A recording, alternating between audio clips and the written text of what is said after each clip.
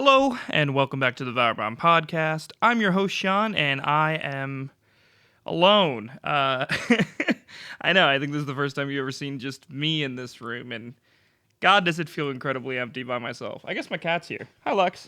It was her birthday yesterday. She's playing with a spring behind me. Hopefully you can't hear that. So this is a Boundless episode, and it is a solo play RPG, which is why it is just me, just I. Um, I realized that we've never really explained what the Boundless episodes are and what they're for. So before I get into what this game is, I'm going to talk about that for just 1 second. Boundless episodes are meant to be a break from Kalos, from 5e in general. A little bit about me, your forever DM. I love RPGs. They are one of my favorite things in the world. I have a large collection. It's up on a shelf over there. And my cat is running around the room, sorry. And the way that I can justify having such a large collection is if I play them. And the only way to play them, it's hard enough to gather 6 people every single week. It's hard enough beyond that to convince them to play different systems. So I created the Boundless Adventure to get through all my unplayed games, and 2, give myself a break every month or so. We generally play one separate RPG a month, and it's if you want to play, we play it kind of thing. You don't have to be involved. Sometimes we bring in other people. Sometimes other people are the DMs, which is really helpful to me. It makes me get to experience RPGs as well as host RPGs. So with that being said, in the spirit of keeping that going, one of my personal goals for this year, 2025, was to play one new RPG a month, and to meet that goal, we've done one a month on the podcast. And for this month, a bunch of us are out of town. It's a bunch of us birthdays, including my own, and so I'm playing a solo RPG called Mystic Punks. Also, this is the first stream or recording with the new PC that I just bought, so hopefully it works as well. If not, this will just be an audio podcast, but if you can see me, that means it's working. Hi. This is a game that I picked up a long time ago at Barnes & Nobles. It's by one of my favorite publishers, Exalted Funeral. It's basically 4 or 5 books smashed into one. Apparently, these were separate zines, and they just kind of threw them all together. It's called Mystic Punks Collected Edition. It's by A. Melro.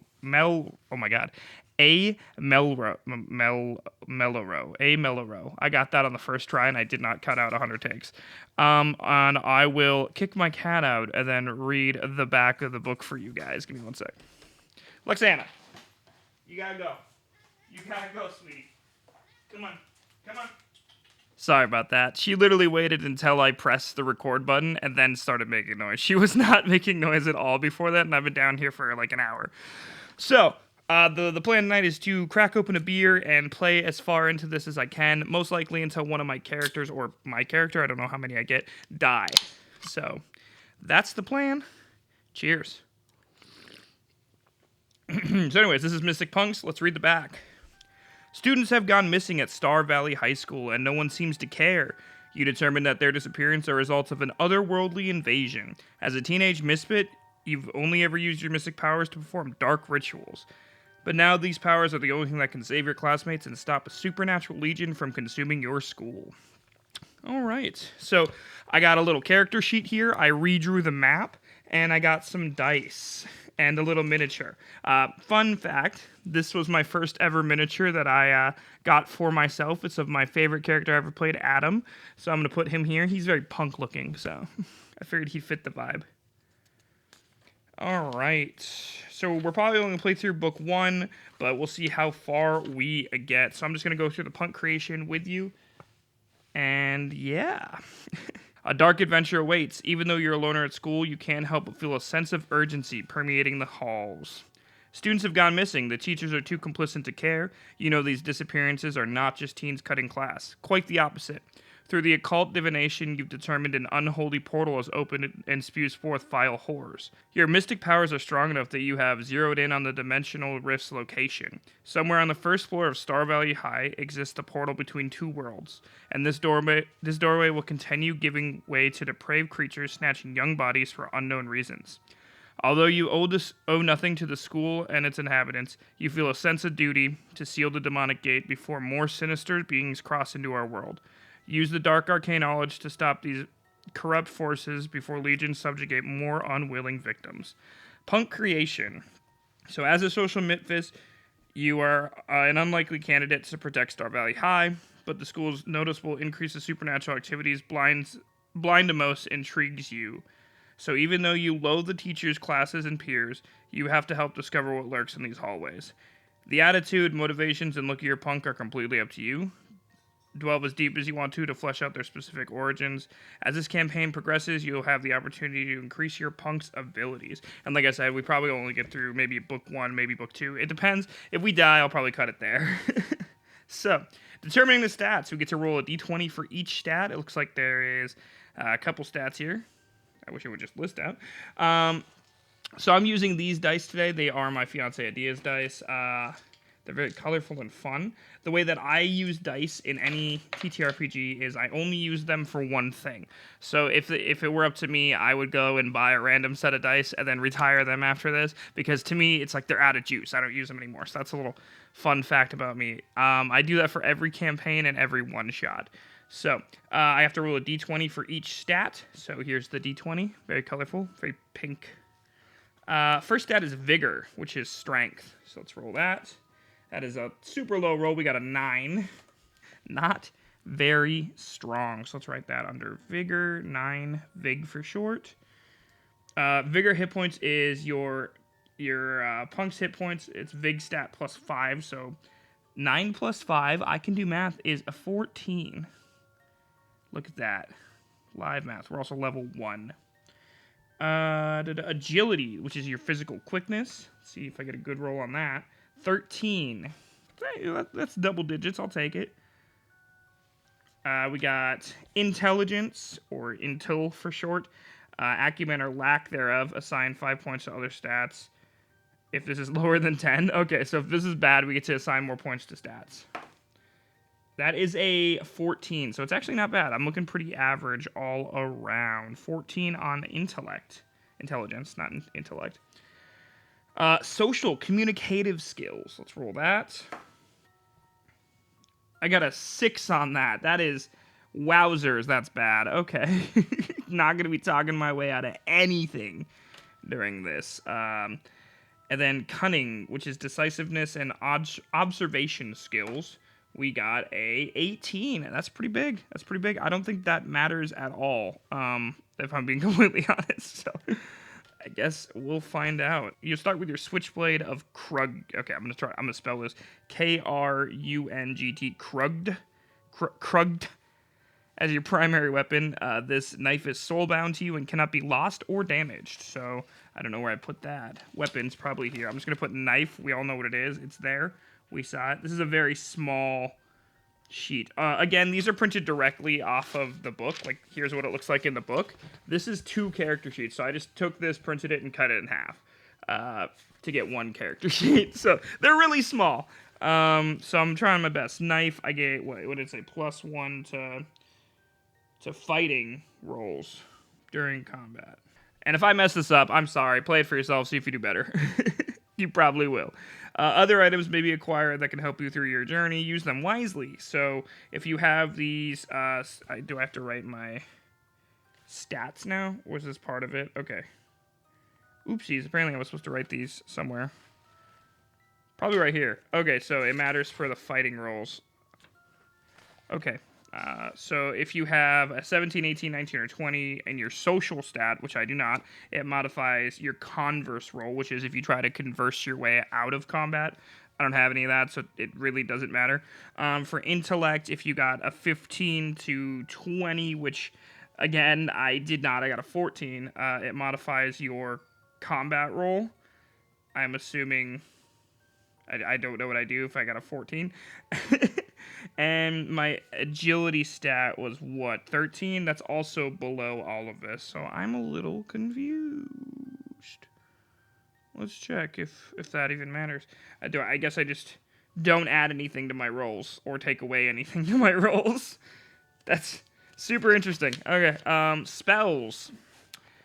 Through your dark studies, you have mastered a few spells. Each spell can be used 3 times, successful or not, due to their taxing physical and mental stresses.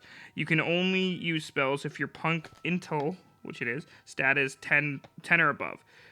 You can choose spells if your intel stat raises through levels. I'm saying intel. I know it's intelligence, but its abbreviation is INTL, so intel. Choose 3 spells. Okay, so let's get some spells. These are a lot of options. Okay, we got Tundra Hands of Yacht, a harsh spell created by the cult followers of the Yacht, the Yeti god. Once enacted, your hands shimmer icy blue and violet. Placing them on an elected victim deals piercing cold anguish. Does 5 big HP damage to 1 enemy. That's not bad. King Blaze Roar. Goblin King Blaze Debauchery became legend during his reign. His excitement during these revelries manifests into a howl. You've learned to shriek to dispatch your enemies. Again, just 5 damage to an enemy. Natara's Fireballs. Natara was a mighty troll sorcerer who controlled nature with his shrewd intellect. Fire is one of his favorite elements. 5 damage to somebody. Hogwit's Healing Meditation. Once the mantra is recited, green luminous ash covers your body. The Hogwit Swamp is known for their magic. The spell can be used anytime during play. For use outside of spell combat, do not roll for initiative. Only make a successful intelligence stat. Restore 6 bigger. So I'm going to take that for sure. Healing seems like it'll be super necessary. So I'm going to grab that one. I just got to write it down, which I shouldn't have put the book over there because I got to look at it. Silly boy, Sean. That's my receipt. Oh, here's my receipt from Half Price Books when I bought this originally. And when did I buy it? Does it say? 06/04 2023. You do the math on how long ago that was at the date of this episode, or when it airs, and it was $12.50. If you're wondering.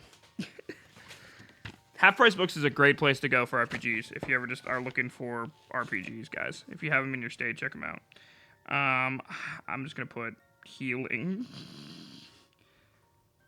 Because that seems easier than remembering what the fuck it actually is called. Healing. Cool, we got that one.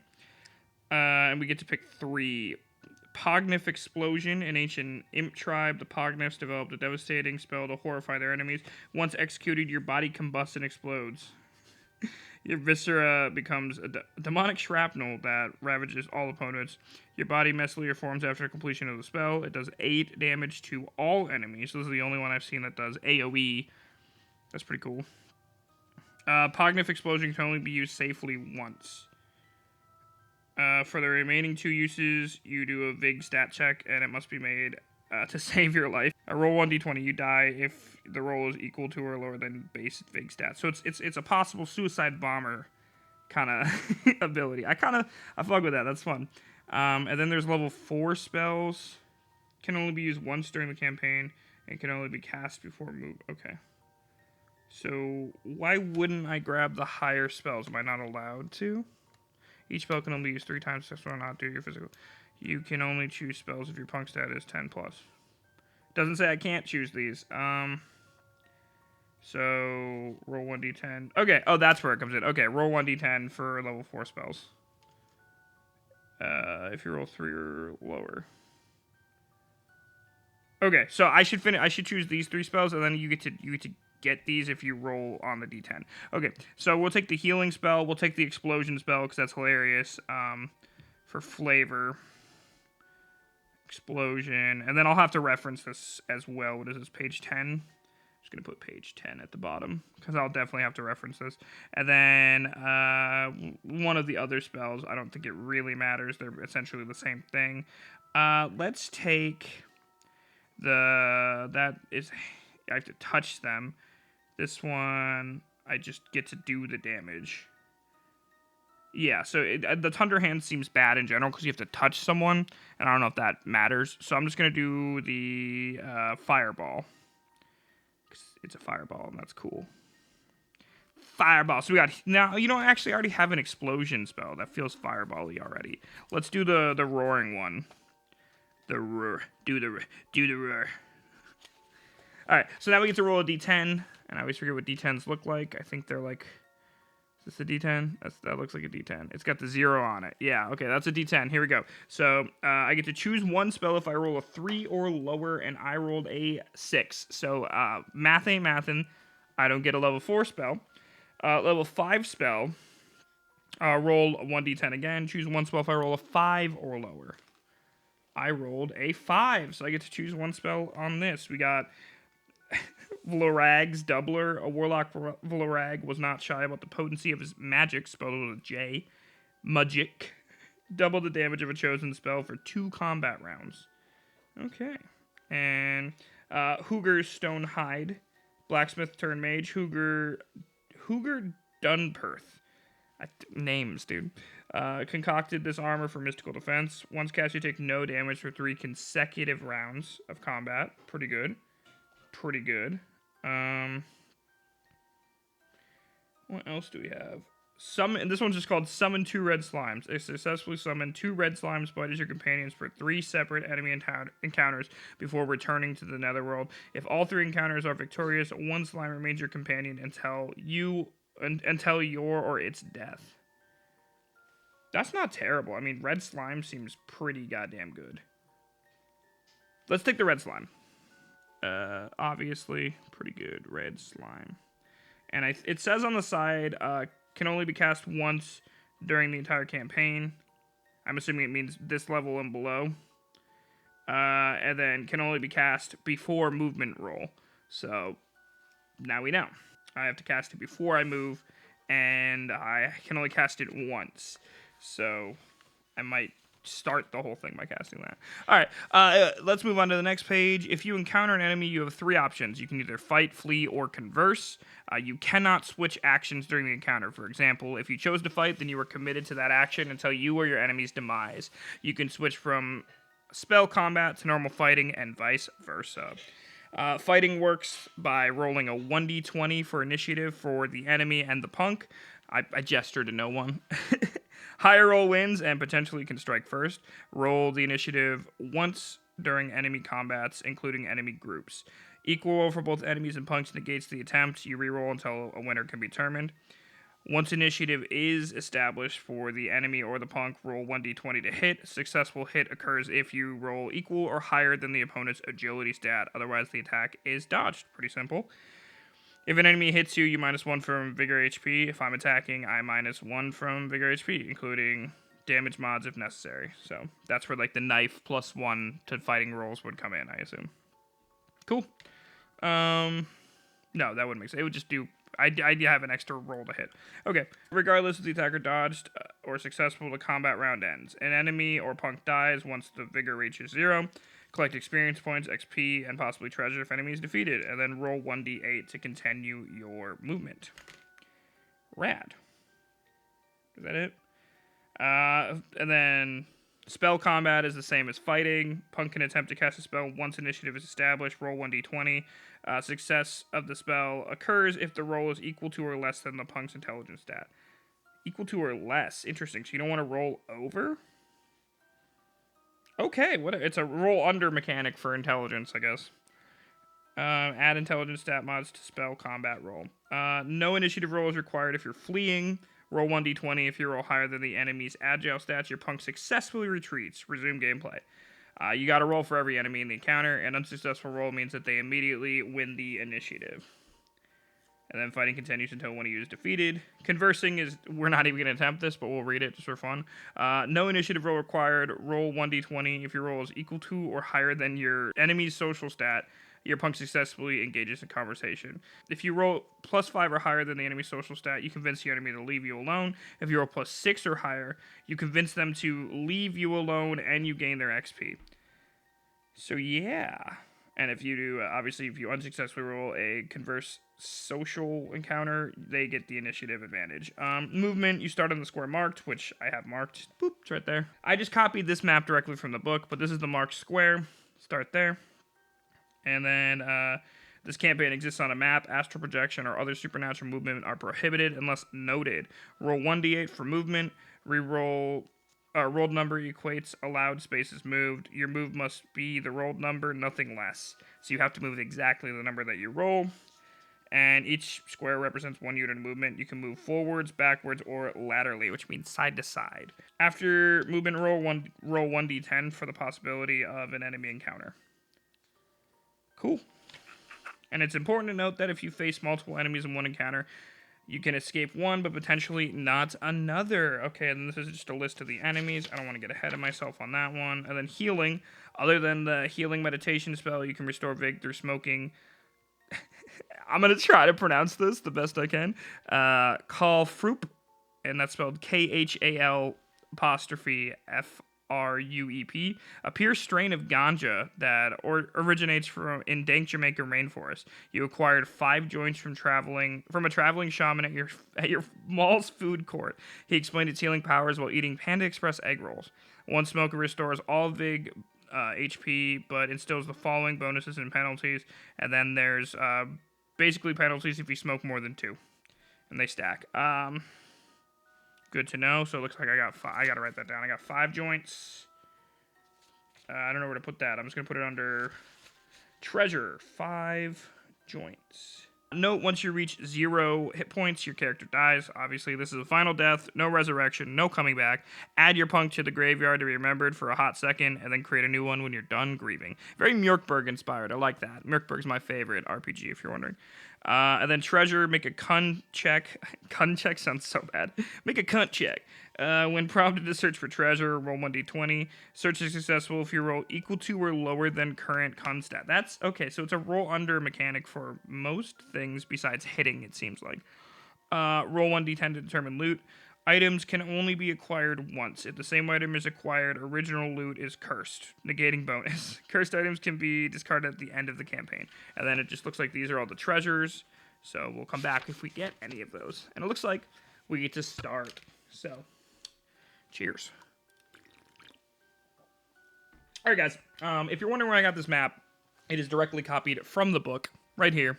I will note that the physical map that I am using is actually 5 squares less in horizontal space than the actual one on the map, so I cut it down by 5 squares. It still seems to work out. I might finish like if I finish the whole thing, I might finish like 1 turn too soon or something, essentially, because my movement is D8 based, I think, so technically I could finish 1 turn too soon, but this is what I had to work with, so that's what I got. But if you're wondering why it looks slightly different, slightly less long, that's why. So that's it. Let's read what this says. It says classrooms. You primarily explore the first floor of Star Valley High since you determine the portal's energy emanates. Energy emanates. Say that 5 times fast. Energy emanates from somewhere in that general area. It would be to your benefit to search each classroom and administrative office. You were not only trying to close the rift, but also to detect as many enemies as possible. Creatures escaping your wrath unleash their terror beyond your school, spilling blood out to the streets. Remember that when showing them no mercy. You decided to investigate the school at night to avoid any unwanted annoyances. By 11 p.m., you are certain that no security guards or custodians are roaming the halls, so you're free to explore as you please. When you arrive at Star Valley's faculty parking lot, you decide to enter by a side window. As you crawl into the east hallway, a sharp coldness races past you. Such low temperatures confirm your notion of otherworldly presences. Continue with caution. And then the map shows each room designated by numeral. Upon entering, turn the page headed by that number. And then you start on the asterisk. So that's what we did. All right, so I think we start by rolling our movement, which, again, I'm pretty positive was a D8. Let me just verify that. So when you play games like this, you're really on your own to figure everything out. So if you do anything wrong, the only one that suffers is you. Or in my case, anyone that watches and or listens to this. But you only know if I don't edit it out. Roll 1d8 for movement. D8s look like little diamonds, so let's start. We got 5.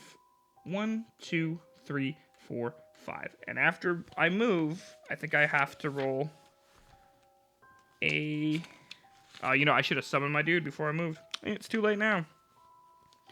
You live, maybe you don't live, and you learn. Maybe I don't learn. Oh, I forgot to name my guy too. We'll do all that in 1 sec. I just want to make sure. Yep, okay, so afterwards I roll a 1d10. Okay, so before I go any further, let's name the guy. I'm going to give him a cool name because he's a punk. His name is going to be Axel. Sick name. And he's going to have a mohawk. For purposes of pretending to know what he looks like, he's got a septum piercing and a mohawk with liberty spikes. Like 4 liberty spikes. So I'm just going to draw his little face right here. 1, 2, 3, 4, and then he looks cool as hell, and he's He's got like a patchy beard growing in. He's always frowning. He's got a septum piercing. Cool guy Axel out here. All right, so we move 4, and then we roll a d10, which is the one that has a 0 on it, Sean. You know that. I got a 4. Don't know what that means. Let's check the book. Roll 1d10 for a possible enemy encounter. Where are the enemies? There's the enemies. 1 through 3 is no encounter. 4 through 7 is 1 encounter. So I do have to fight somebody. It's like Pokemon where you're walking through and suddenly there's a Pokemon. So you roll 1d10 again to get the enemy that you encounter at this moment in this hallway at night. Where did I roll that dice? I keep losing my dice. It's this one. I got an 8. That is a red slime. That is so weird that we're encountering a red slime after I didn't summon my own. So a red slime comes into play. They're ruby-colored oozes that are more intelligent than their gray counterparts. They attack by spraying noxious crimson webs. So it appears... We'll just use this one as my red slime in front of me. Kerchow. We're fighting a red slime, guys. I have to... This is my first encounter, so I don't know how it works. I have to choose whether I'm going to flee, whether I'm going to attack, or whether I'm going to converse. I'm not going to try to converse because Axel is not very good at talking his way out of things. Fleeing seems like the move here. I got to roll higher than their agility stat. Do I add my agility stat? I could just try to roll out of it. So let's try that. We're going to just try to flee this red slime. It looks scary. What are these? I rolled a 4. I don't know what its agility is, but I guarantee that it's higher than a 4. Let's find out. It is much higher than a 4. It is, in fact, a 13. So it gets first move to attack me. I'm going to get out a separate piece of paper to write down the combat. Here we go. This is already going so well, guys. We'll just put red slime and Axel. It goes first. It's going to attack me. How much HP does the red slime have? The red slime has 10 HP. I have 14. All right, and it just attacks me, right? That's how it works. It just thwops at me. I don't think it has a special ability. Doesn't say it has a special ability, so it shoots some crimson noxious webs at me. How does that work? Okay, fighting. We got the initiative done. Roll 1d20 to hit. A successful hit occurs if it's equal to or higher than your opponent's agility stat. All right, so this is the slime's roll. It rolled a 10, and my agility is significantly higher than that. It is a 13, so it misses. I'm gonna go in for the stab with my trusty soulbound knife. That is a 12 plus 1, 13 to do 1 damage to it, and that does. Let's see, what is its agility score? I didn't even look. Its agility score is also a 13. Is it a push if it matches? Let's find out. Equal to or higher. So yeah, that is 1 damage. I jump in and I stab this ooze with my trusty switchblade knife. It shrieks in what appears to be agony as it reels back to attack Axel again. And that got a 5 on the dice, which misses. I dodge slightly to the left and I pull my knife out and go in for another swing. That is a 7. I miss as well. It comes in for another attack on Axel with a 9. That also does not do it. He's spraying noxious fumes all over the place. We'll go in for another stab with my trusty knife with a 16, 17 to hit. That is another direct stab on the crimson blob for 1 damage. 8 health remaining. It goes to attack Axel. 11. That does not hit. I go to hit it with my knife. 17 plus 1, 18. That is another direct stab. It's basically just a game of cat and mouse as Axel jumps back and forth, hitting this person with, or this blob with a knife as it tries to strike back at me. Let's see. They rolled a nat 20. Yeah, that definitely smacks Axel for 1 damage back. Axel reels in pain as he falls backwards from the noxious, bloody attack from this oozing ooze. Swinging with the knife again. Axel does 12. So it does not hit. For the first time, after getting hit for the first time, Axel reels backwards and jumps forward to try to stab him, but is disoriented by the pain that the last attack caused him, missing. The ooze takes this opportunity to misjudging where Axel was jumping and misses their attack as well. Axel jumping in, now that he's recalibrated himself, getting an 18 on the dice, 19 total for a hit on the ooze, bringing it down to 6 health. Ooze turn, 11, does not hit Axel. He's starting to feel this pain. Axel swinging, misses widely to the right. The ooze also swinging, misses widely to the right. Same roll. Axel's turn. This is just pathetic. Everyone's missing. Ooze's turn. Another miss. This is crazy. We're rolling like within one of each other every time. Axel swinging with the knife. There's a hit. Another 18 on the dice. 19, dealing 1 damage to the ooze. It is. What did I say? It was at 6, so that's at 5 now. It is now the ooze's turn. The ooze swings at Axel and gets a 12. That is a push. Or no, that would be a miss. Full-on miss. Realizing that, I don't know, this might be DM knowledge, but I'm the only one playing, so I feel like I can use it. There's no way to ignore it, you know what I mean? Realizing that this combat has gone on far too long, Axel is going to try to do a roar at this ooze. How does that work? Let's find out. Follow the rules are the same as fighting. A punk can attempt to cast a spell once initiative is established. Roll 1d20. Successful spell occurs if it's equal to or less than the punk's intelligence stat. So I got to roll equal to or less than a 14. So Axel reels back and goes for the roar. Do the roar. He got an 18. He does not do the roar. He lets out a not getting the tone quite right. The spell still counts as used, though, correct? Let's find out. You can only use... wait, what does it say? Each spell can only be used 3 times. So yeah, he used the spell for the first time, and it did not work, unfortunately. 2 more uses of that spell remain. The ooze looks confused, as an ooze can, and it reels back to shoot some more noxious webbing at Axel. That is a 4 on the dice. It does not hit. Axel's going for the roar again. I mean, it's right there. I might as well.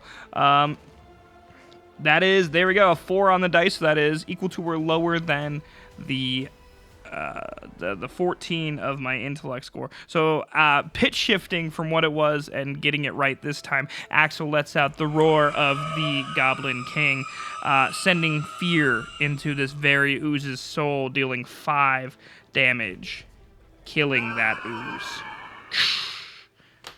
Look at that. And we use up another spell. That was the first turn. Crazy. This feels like it might be a grind. Looks like I get, after defeating each enemy, you accrue experience points. So yeah, I get to get some experience points from killing a red slime. That is a lot of experience points. 35 experience points, to be exact. They shoot into me. I feel like I did really good, chat. I stream, sorry, so chat's like my go-to response for things. I'm just gonna put, what is it? Is there a spot for... I don't know if there's even a spot for where I can put my experience points, but I'm just gonna put them right here. 35 experience points under treasure. 35 XP. Cool. Well, we finished it. Let's go. Combat ends, and I get to try to move again, hopefully a little further this time. That's less. That's 4. I moved 5 last time. So let's go 1, 2, 3, 4. We get to see if we get attacked by anything. Is that a 4? I think that means we do, again, get attacked by 1 enemy. Yep, 1 enemy attacks us. Let's find out what. A 3... which hopefully is easier than the last thing I just had to fight. A 3 is a vampire freshman. A young goth-looking freshman comes out of the locker next to me, just opens up and comes out, wiping blood off of his face as I fight a vampire freshman. Vamp freshie. How much health do they have? They have 8 health. I feel like fleeing is a really good option since I already burned 2 spell slots, so we're going to try this again. Let's go for the flee. What is this dice hates me? That is a 3, so they it has to be higher than their attack or their agility, correct? Sean, you just did one thing you should know. Let's find out. It has to be higher than their agility stat, and that definitely 3 is not higher than 12, so they get the first attack. I mean, every time I try to flee, I just get buku murdered, guys. They're coming in, swiping with their elongated claws, which are just like kind of sharpened fingernails, but they're trying. That is a 12. That does not hit. I'm gonna stab at them with my trusty knife. 1 definitely does not hit either. We're at a stalemate. Vampire freshman goes in for another swipe with the nails. That is a 12 again on the dice. This dice is baked. It is loaded. It's rolling the same numbers every time. Axel swinging with his knife. Trusty knife. 18 on the dice. 19 total to hit for 1 damage on this vampire freshman.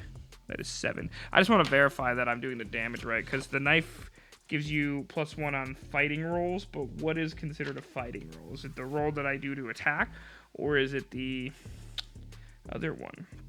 Yeah, so this is just a fighting roll. So yeah, I'm doing it right. Okay, cool. Just making sure. So I come in and stab the vampire freshman for 1 damage. It goes and wipes some blood off of its mouth as it goes in for a bite attack on Axel. Missing wildly, just completely. You can tell that they haven't taken geometry yet because their spatial awareness is not there. They miss completely, and Axel takes this opportunity to stab them in the back. With a 16 to hit, that does hit, and I deal another 1 damage to this vampire freshman as I stab it in the back. They reel back in pain and go for another claw attack. That is a 2 on the dice. Again, their spatial awareness just isn't there as they miss Axel. Axel spinning, goes for a slash across the chest with his trusty knife. That is a 10 to hit. It unfortunately does not hit as their agility is 12. This vampire just keeps trying. Swings for 11, misses. It has to get 13 minimum. Axel slashing again with his trusty pocket knife. That is a, oh my god, math. 11, I need 12, it doesn't work. Vampire coming at me.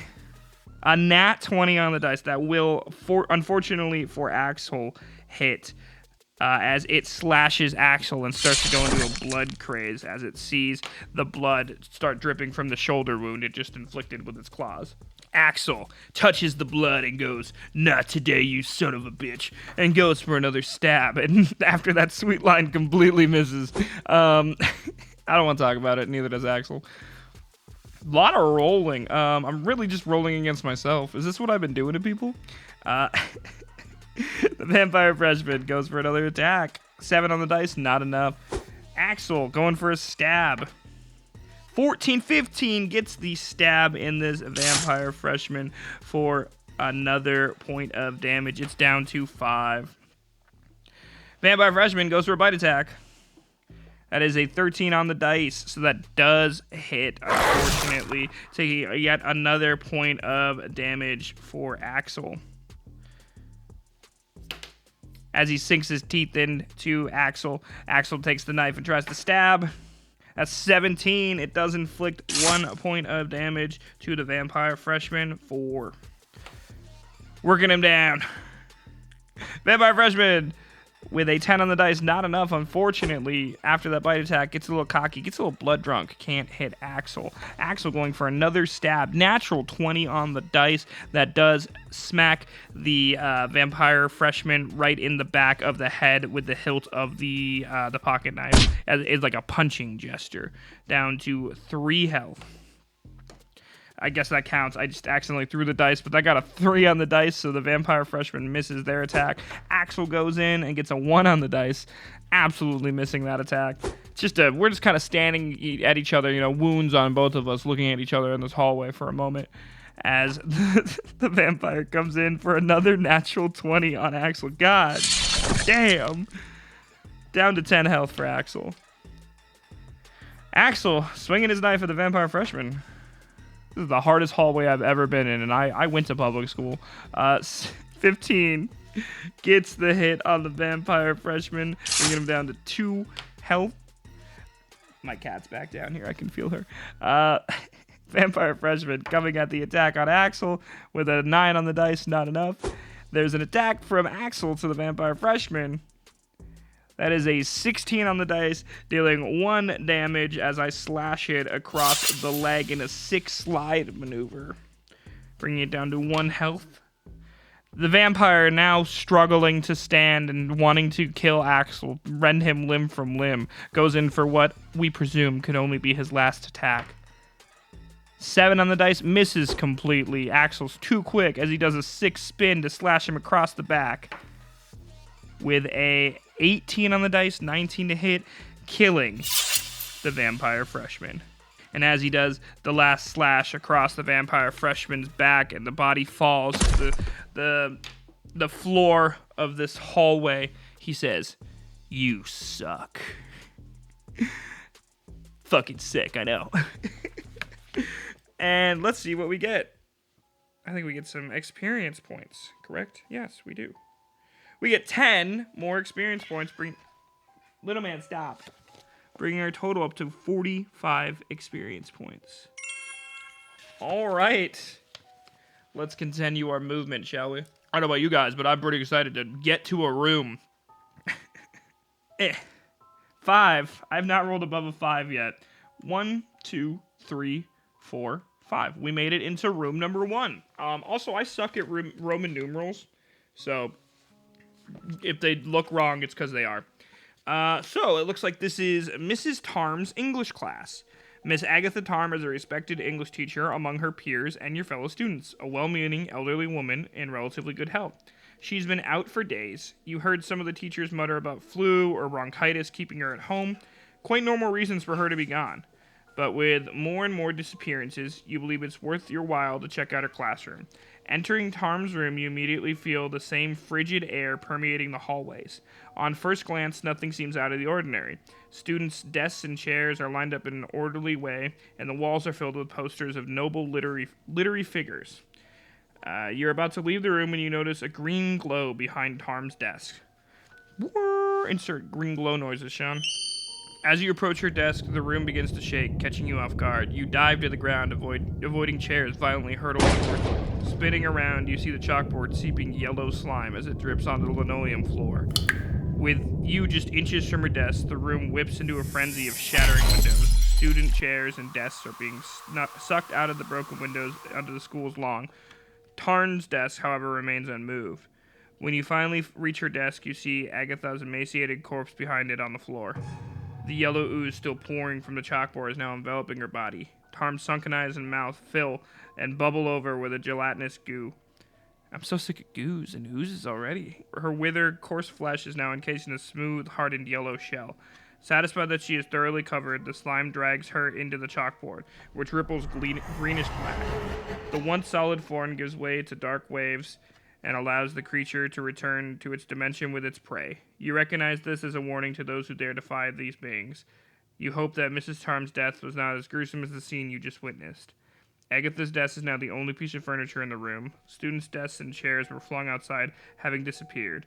The broken glass from the windows has regenerated and fused, forming translucent patchwork.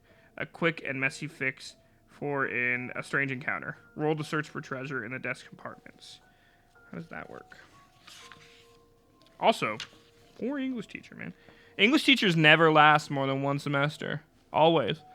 It's like a cursed role. They get like pregnant or die of oozes, retire. You know, they just never last.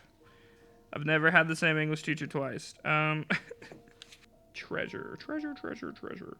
Make a con stat check when prompted to search for treasure. Roll 1d20. Searching successful if you roll equal to or lower than your con stat. Okay, so my con stat is relatively high. It's an 18. So only 2 numbers can fuck this up, and that's a natural 20 or 18 or 19. So that's 3 numbers. And I got a 2, so that means I get treasure. Hell yeah. Roll 1d10 to determine loot. Okay. Let's get some loot, guys. I keep reading which one's a 10. This one. A 9. I get a hag bag. Bag contains 2 cow fruit joints plus 2 to social stat. That all happens? We get plus 2 to our social stat immediately. So that brings us to a little bit higher. An 8. And then 2 more joints. And the hag bag. Hag bag. I'm going to put hag bag here. Hag bag. How low am I? I'm at 10. I started at 14. I feel like I could probably get through without having to smoke. We're at 7 joints total. That's crazy. We got so many joints, guys. If we get another hag bag, though, the bag explodes, dealing 8 damage, just so everyone knows. So it's a high-risk, high-reward type situation. All right. Okay, so there's a question mark on the map. There's a question mark in the map that it had me draw, too. I don't know what that question mark is, and I don't see it. Let me just look through. I'm not cheating. I'm just trying to figure out what said question mark is, and if it's important for me to look at. Apparently, there's multiple books here, which I said at the beginning. It doesn't show me what said question mark is on the thing, though, unfortunately. I'm not seeing that anywhere. So, I don't know what that is. Nope, I guess it just doesn't exist. I don't know, it's on the map, though. Like, if you look at the map, I don't know how well you guys can see it. It's right here. Just has a question mark. That's what I put on the map. All right. Also, I didn't explain it before. All the X's are what I presume to be lockers, and all, like, the weird, like, hatch pattern things that kind of look like X's are just, like, spaces that you can't go. So, like, building. Solid building material. Oh, and this is a statue. There you go. Now you're caught up. All right. Well, let's move out of this room. Ah, fuck it. I know I rolled already, but I meant to cast my spell. It's fine. It happens. 1, 2, 3, 4, 5. All right, we're moving to room 2. Let's see if we get an encounter. That would be a 10. I definitely get an encounter on this one. For sure. A 10 is 3 enemies. Okay.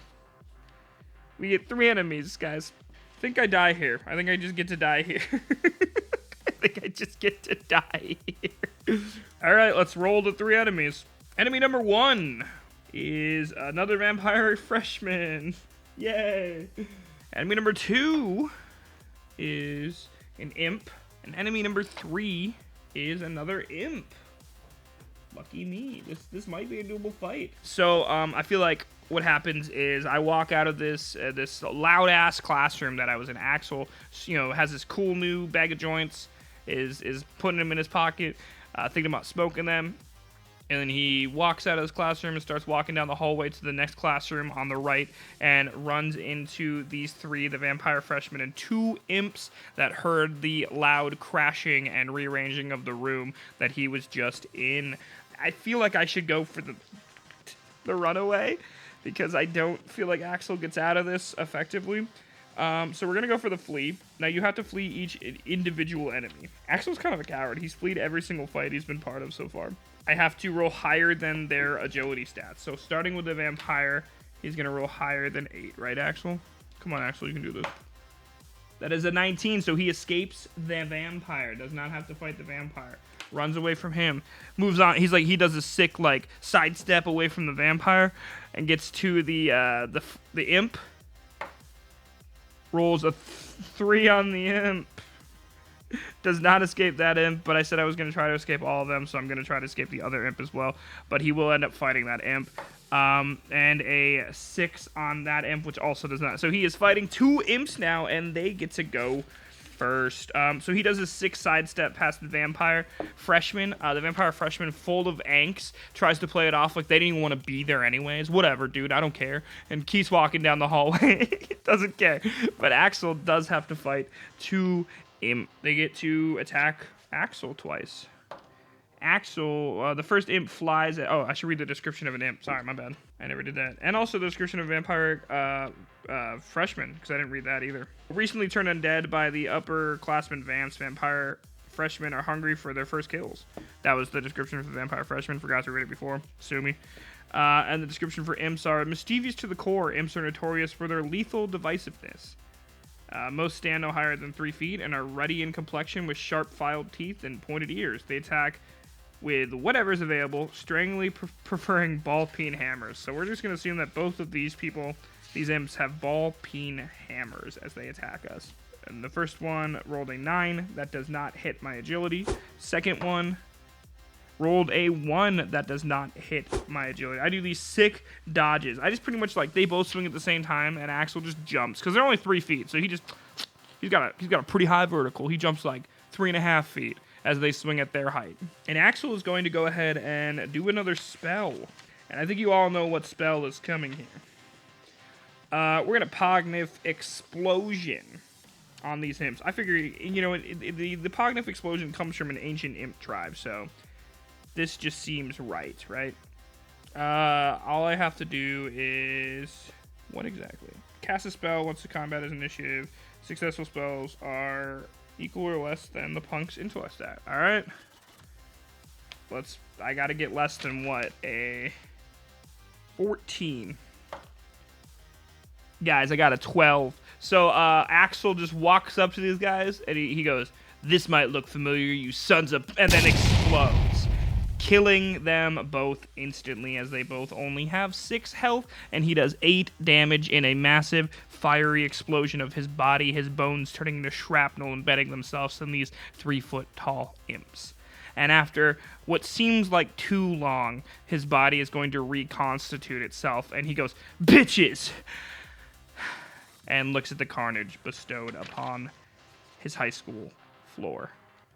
All right, so that ends that combat pretty easily. Let's mark that off. Let's use one of my uses of the explosion spell. So now every time I try to use that explosion spell, there's a chance that I just die. Just so everyone is aware that I just absolutely die. So, rad, cool. I get experience points for that. How many? Imps are worth 10 experience points apiece. I get 20 experience for that, bumping my total up to 65 experience total. And in between combat, before movement, because the next thing I'll do is roll movement, I'm going to choose to cast my red slime spell, because I keep thinking about it and then not doing it. So let's go ahead and do that right now. Axel cuts his own arm. The blood spills to the floor and congeals into 2 small beads that rapidly grow in size, becoming 2 red slimes. I made that up. That's not even in the book. He's doing spell casting. He's doing some cool shit out here. I just gotta figure out what they look, or what their stats are. Use red slime stats. Okay, cool. So I got 2 red slimes, and I think they're with me for how many encounters? If successfully summoned. I mean, I have to try to summon it? I gotta try to summon it. My bad. I guess I didn't know I had to try to summon it. Take that cool description back. Let's see if I get to summon it. I don't get to summon it. Does that count as a spell? I don't know if can only be used once during the campaign. So I guess I just don't get it. That's stupid. All right. Never mind. No red slimes get summoned. I cast my arm. I cut my arm. The beads fall on the floor, and nothing happens. They don't grow like I expected them to, as the red slime spell fails. I do not get them. What is my health at currently? I am currently at 10 health. I don't want to smoke a joint unless I have to. I'm not going to smoke a joint. I'm going to risk it and not smoke a joint, and just go straight into my movement. Let's move. Big move, big move, big move. What is that? A 1. Fuck. Okay, I move 1 space. And then roll combat to see if I get another fucking combat encounter. A 3. That is no combat. No enemies appear. We're good. I'm not making that up. 0 to 3. There's no combat. 2. 1, 2. We made it into the room. That's all that matters. We made it through the door. We breached the room of room 2. Let's find out what happens. You have long subjected Jonathan Kip's association with the occult. By the way, room 2 is Mr. Kip's science class. Kip is a meek, middle-aged man who dawdles behind beakers while grading exams. One day, you notice strange scars on his arm. To the uninitiated, these marks look like reminders of a bad fall. On closer inspection, however, they form concentric patterns identifying worm priests of Gamlern. These unholy men are necrotic nightmares who command Gamlern's feared worms. Investigating his science classroom seems obvious while attempting to uncover clues regarding the dimensional rift. You enter the classroom to see Kip adorned in black and crimson robes, facing you with his arms outstretched. His Gamlerian scars now gold against his ruddy skin. Kip's eyes roll into his skull while he recites words in an unknown tongue. His arms ball to his sides as the spell ends, and a portal opens in the center of the room. Amber clouds swirl and dissolve to reveal a Gamlarian worm. The large, eyeless monstrosity roars at you through its drooling maw. You hear Kip cackle in delight as the creature runs at you. Okay, so we're fighting a big-ass worm. And you are not allowed to converse with this worm. All right. Am I allowed to flee it? We're pretty matched up right now. I feel like I can make this work. Okay, I'm gonna try to make this work. This is gonna be a slog, guys. We're gonna go for it though. Here's the initiation roll. I'll roll. How does this? I never have rolled initiation. It's always been they just win because I try to flee. So how did that work? Roll 1d20 for initiative for enemy punk. For enemy and punk. High roll wins. Okay, so here's the worm's roll. It is a natural 20. These dice are fucking cooked. And here's Axel's roll. It is a 17. So I think the worm might go first. Yeah, worm goes first. Worm comes in for an attack with a natural 1, rolling a natural 20 and then a natural 1 right afterwards. The worm flies at Axel. He nimbly steps to the side. Not his first rodeo. Possibly his first wormeo, though. Axel also rolls a nat 1. I have no words. We're just going to go on. The worm attacks again. 6. Misses. Axel attacks. A 13. A 13 does match the agility, so it does 1 damage to the worm as he stabs it with his trusty knife. Get fucked, Mr. Worm. Worm attacks Axel. 11. Misses, I'm pretty sure. What's my agility? 13. So yeah, we have the same agility, so yeah, it misses. Axel goes for another stab. 16 on a dice, 17 total, gets another point of damage off this worm as it stabs it. Mr. Kip cackling in the background.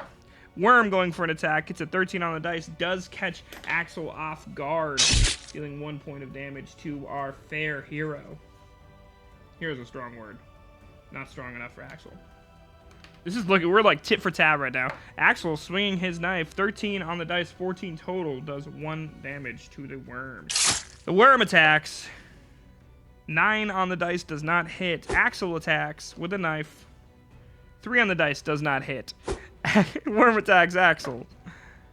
17 on the dice does do 1 damage to our fair hero, getting him down to 8 within 1 point of the worm. Axel attacks the worm. 10 on the dice, 11 total does not. He hits the worm and the skin is too thick. He didn't apply enough pressure with his knife. The worm attacks. 8 on the dice does not hit. Axel attacks. 3 on the dice does not hit. These rolls are so low. These dice are cursed. Worm attacks. 5 on the dice does not hit. Axel attacks. 1 on the dice definitely does not hit.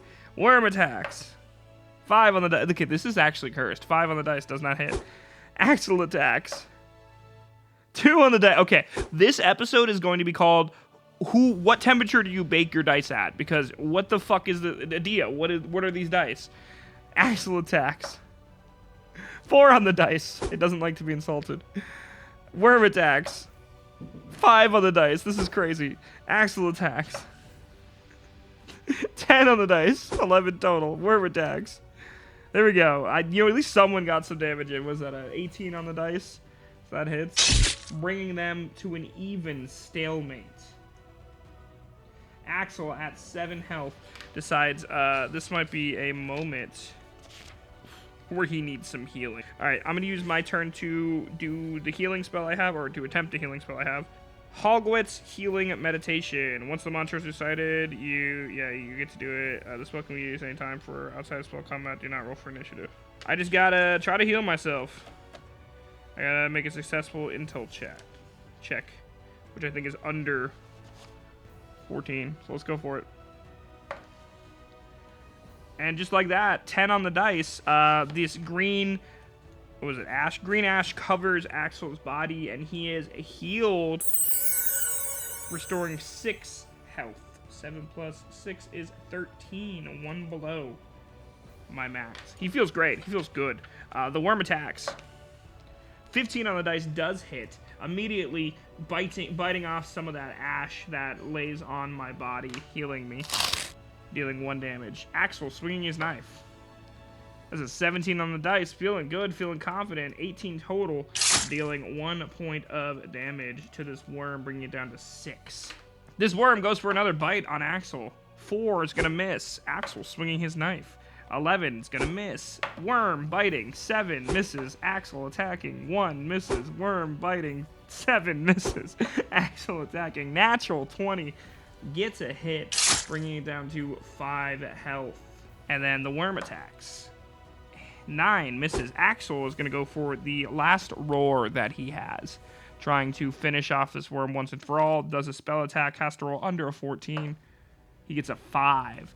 Does his Goblin King roar for 5 damage to this worm, killing it and using the last of that spell as this worm falls dead at Axel's feet. 35 XP. Wait, that's not right.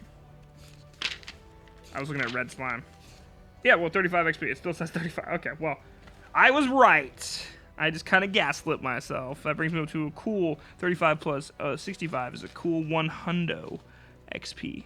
I think to level up I have to get to 300 though. So we are not close enough. We're 1/3 of the way there. What happens if I defeat it? Turn to 1.A if you defeat the worm. Okay, 1.A. Kip lets out a shriek, almost matching the summoned worm's ferocity before death. "You filth!" he screams as he walks over the beast's corpse. "I'll singe your skin from your blasphemous body." The dark priest closes his eyes, beginning another incantation. Silver waves of hot plasma spew from his fingertips while he continues uttering mystic words. You successfully avoid the first attack through nimble footwork. Kerchow. It doesn't say Kerchow, I just added that. Now you must maim Kip before he chars you. So now we're fighting Johann Kip. I'm just gonna write Kip. I keep grabbing the wrong pencil that ran out of lead, but it has a really good eraser, so I like it. So I'm trying to like keep it near me. We're fighting Kippy Man. You ready for this one, chat? You'll never even guess what happens. We both roll in an initiative, or I could try to flee him. I think I can kill him. I'm pretty sure I can kill this guy. Let's try. Let's roll initiative. Here is my initiative. Axel gets a 10. Kip gets a 14. I guess Kip gets to go first. Yeah. Kip shoots plasma out of his fingertips. 15. It does definitely hit Axel, dealing 1 damage. Jesus Christ. Axel at 11 health. Going for the attack. Axel knifing at Kip, only doing a 2. That does not hit his 13 agility. Kip throws a 13 at Axel, hitting him, dealing 1 damage. Back down to 10 for Axel. Already lower than Kip. Going for the attack. Axel swings his knife. 19 does get his first hit on Kip. We should kill him just because his name is Kip. Kip, shooting plasma, misses with a 9 on the dice. Axel, swinging knife, does 13 on the dice, which does match his AC, which hits. 9. I'm not gonna try to explain what's happening. It's plasma and knives. Kip. 13 hits. They're tied. Axel swinging. 5 misses. Kip. 14 hits. God damn, it's 8. We only might make it 2 rooms, guys. 8. Axel. 7 misses. Kip. 20 hits. Fuck's sake. 7 health. Axel. 17 hits. Down to 8.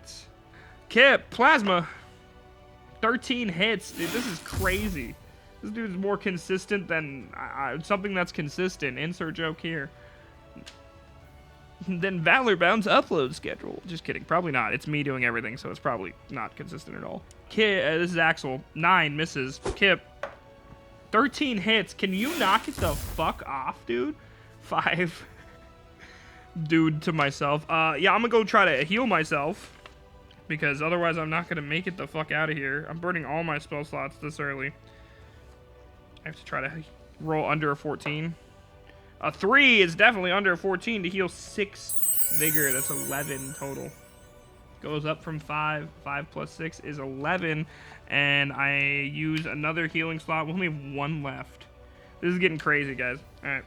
That's my turn. It's Kip's turn. 9 misses. Axel. 4 misses. Kip. 5 misses. Axel, 18 hits. Feeling good. The green clay still on his body. Swings his knife into his teacher's chest, dealing 1 damage.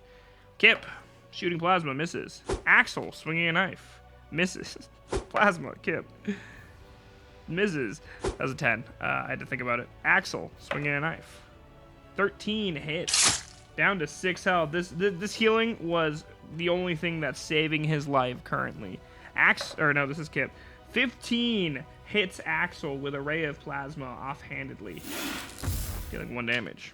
Axel, knifing, nat 20, so 21 total. Hits for 1 damage. Should feel like usually normal, but 5 health left. Kip, with a 4, misses. Axel, with a 1, definitely misses. Kip, with a 4, misses. Axel, with a 14, hits, bringing him down to 4 health. Kip, with an 8, misses. Axel, with a, a 5? 5, misses. Kip, with a 6, misses. Axel, with a 14 plus 1, 15, hits, bringing him down to 3 health. Kip is angrily screaming at this point, trying to hit as much as possible as he swings again and misses with a nat 1. I've rolled so many nat 1s. Axel with a nat 1. Can you hear me? Can you hear me speaking dice? Well, how about you roll some 20s for Axel only? Kip, 2. Axel, 4. Kip, 13, hitting Axel, bringing him to single digits, 10 down to 9. Axel, 17, 18 on the dice, down to 2 health. Kip, so 16, smacking Axel for another attack. Axel, natural 20, thank you guys, bringing Kip down to 1. He's screaming in agony over not only his own life, but the life of his worm. Kip, with a 14, in the successful death throws, smacks Axel for 1 damage, bring him down to 7. Axel, can he finish it? No, wait, no, it's a 16. Yes, he can. 17 total on the dice, smacks Kip in the back of the head with his knife, taking him out. His body falls to his science floor next to his worm. Turn to 1C if you defeat Kip in combat. Apparently there was an option to talk to him, but I'm not good at talking to him. Kip's body slumps to the ground as he hisses curses at you. With his final breath, he melts into a puddle of pink mush. You are now closer to finding out information about the demonic portal. Continue your journey. So I don't even get loot or fucking nothing. I just get to kill him and nothing happens. Damn. Okay, well I get the 35 XP from the worm and I already did that one, and 40 XP from Kip. Thanks, Kip. Johann Kip, Norm Priest of Gamlern. Useless asshole. He doesn't even have anything on him. So I'm at 140 XP. Shit, that's not awesome. Okay, well, we're there. We got 140 XP, so rad. I'm going to, before I move, you've heard me, before I move, smoke a little joint, which I don't know how to do, so let me figure that out really quick. One smoke restores all Vig HP. So I'm at 7. I light up over his pink mush, you know, the corpse of the worm with all the stab wounds and this pink mush. I just see that and I instantly light up this dankest joint you've ever smoked in your life. And he sits there and goes,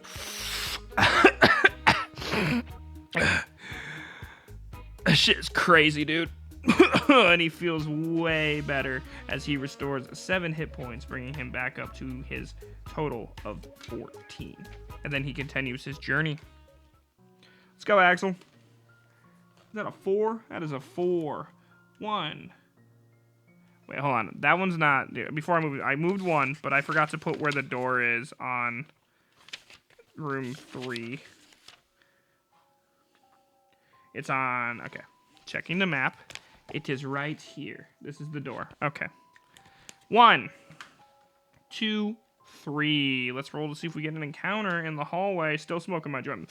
There's a door over here. Let's see what it is. That is an 8. That is definitely an encounter. I'm assuming multiple people encounter. An 8 is 2 enemies. Let's roll these enemies up, huh, shall we? A gray slime And then the second one is a 6, which is a Vampire Junior. It's different. So let's read the descriptions of them really quick. The gray slime, slow-moving gray smashes of pus-filled ooze from the universe's bowels. Sluggish in all movements, but surprisingly agile with their tendril attacks. And the Vampire Junior, underlings to only vampire seniors. These vampires are much stronger than their younger kin. Crazy. Wait, so they have Vampire Juniors and Vampire Freshmen, but they don't have Vampire Sophomores? Interesting. All right. I'm going to obviously try to escape these guys. So, rolling against the gray slime, we're trying to flee him. We got to get above an 8. We rolled a 4. We don't. We don't. And the Vampire Junior, I have to roll above a 12. We got a 20. We escape the Vampire Junior. We only have to fight the gray slime. The Vampire Junior says, "You're not worth my time," and keeps walking as the gray slime comes in for his first attack and misses with his gray tendrils. Kip's obviously gonna stab. I'm sure you all saw that coming. With a 13 on the dice, 14 total, gets his first hit for 1 damage, bringing it down to 5. Gray slime swinging with a tendril. It's a 5 on the dice, not enough. Kip swinging with a knife. 8 plus 1 is 9. That beats an 8. Smacking him for 1 damage. He's feeling real confident now that the vampire walked away. And he just killed a worm and a priest. Get out of here. That's 4. Gray slime misses with a 4. Kip hits with a 13. He has not missed yet. 3 damage. Or it's down to 3. My bad. It does 1 damage. He's down to 3. The slime swinging his tendril misses with a 5. Kip attacking with his knife. Hits with a 11. Gray slime swings his tendril. Misses with a 7. Kip attacking with his knife. Hits with a unnatural 20, so 19 plus 1. Bringing down to 1 health. Gray slime swings with his tendril. Misses with an 8. Kip gets an 8 on the dice, or a 7 on the dice plus 1, which is 8, which is equal to the agility score. Killing this slime. Slices it in half anime style. It slides slowly to one side as it dies. And I think I just get some experience points for the gray slime, which is 10 more experience. I'm so experienced. 150, halfway there. We are halfway to where we need to be. 150 experience points. We also smoked 1 joint. So let me just write down that we smoked 1 joint, 6. I'm going to do like a joint smoked tally on the bottom, because it starts to affect you if you smoke more than 2. We smoked 1. Y'all saw it. Only 1. Kip triumphantly steps over the pile of gray ooze and continues his... Or not Kip. My god, Axel. I got confused. Sorry. Axel steps over the gray ooze's little puddle and continues his movement. 2. We make it in the room. 1, 2. Boom. We are in room number 3. Room number 3 is the janitor's closet. That makes sense. It's kind of small. Oh, wait. Okay, well, I got into it, but it says here, you need a janitor's closet key to open this door. Using a spell or any other destructive force to open the closet garners unwanted paranormal activity. Move along unless you possess the key. If you do have it, you can enter it. Shit. Well, okay, well, I didn't know that before I barged in. So I'm gonna say I didn't do that, and I'm still here. That kind of sucks. I wish I would have known that before I made the effort to try to get in. I guess we will fuck off and go somewhere else. I had 3 movements, so 1, 2, 3. Let's see if we get into an attack. Now we're just in this large hallway that's gonna take 5 ever to get through. Skip ahead about 20 minutes. Come back for me. Because it's just gonna be movement now. 2, no attacks. We can move again. 1, so fucking cool. We move 1 square. This is a grind, guys. 0, or that's a 10. That's 3 enemies. Okay, cool. We move 1 space and attract 3 enemies somehow. Bad system. That's a bad way to do this. That's fine. Let's do our 3 enemies. 9 is a Oodle or Uddle demon. I don't know how to say that. Uttle demon. Second enemy is, what is that? 4. That is a hag. And last but not least, a 3, which is a vampire freshman. We've seen them before. We know all about them. All right, we'll read the descriptions of the Oodle demon and the hag really quick. I keep saying oodle. Oodle demon. The little oodle demon. Oodle demon. Oodle demon. Demon soldiers from another dimension. One killed rarely quenches their bloodlust. If executed by one, you can rest assured your corpse is dragged to their world for necromantic experiments. Awesome. Super cool. Hags are always looking for supple young teens as necessary spell ingredients. Their attacks consist of debilitating, perilous magic, followed by brutish staff blows. Not awesome. We're going to definitely try to escape all of these people. Starting with the demon, I have to roll above a 14. That is a 17 on the dice. So the demon, I just walk past it. Don't even care. Not even gonna. I don't want to fight this guy. He knows I'm a coward. He has no interest in fighting me. I would not quench his bloodthirst. He looks down on me. I look like a little shrimpy boy. The hag, I gotta roll a 10 or above. That is a 9, so I have to fight the hag. The hag will go first. And the vampire freshman, I have to roll above an 8.